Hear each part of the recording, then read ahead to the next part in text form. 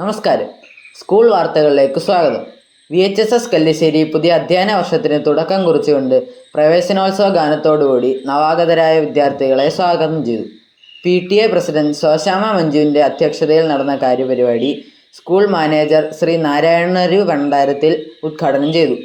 ചടങ്ങിൽ school principal Shri Anilkumar, അധ്യാപികയായ Shrimati Shiny John, ward member Shri Manu Thekkedath, Shri Jason എന്നിവർ ആശംസകൾ അർപ്പിച്ചു. ചടങ്ങിൽ SSLC പരീക്ഷ ഉന്നത വിജയം നേടിയ കുട്ടികളെ ആദരിച്ചു.